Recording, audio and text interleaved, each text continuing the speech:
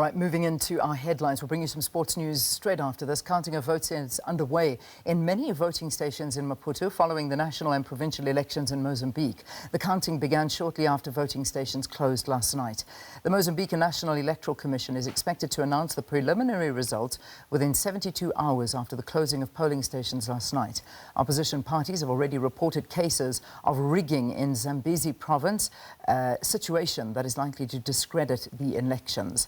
This has sparked a war of words from Renamo and other opposition parties who are accusing ruling party Frelimo of manipulating ballots.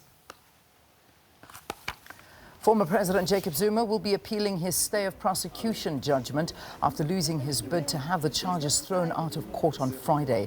He appeared in court yesterday where he maintained the corruption case against him is a political campaign by his opponents. Zuma's application will be heard by a full bench of judges on the 22nd of November. A provisional date has been set for the 4th of February next year for a pre-trial hearing. Sandile Swan, a political analyst, will be in studio to give us a little bit of detail about that and some analysis.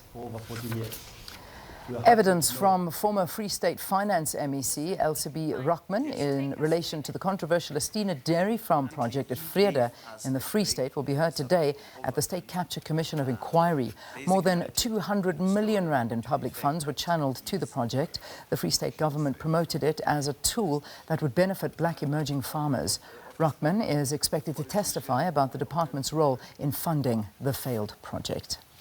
Right, that wraps up your news headlines here on Morning Live. Full news coming up at 7 o'clock.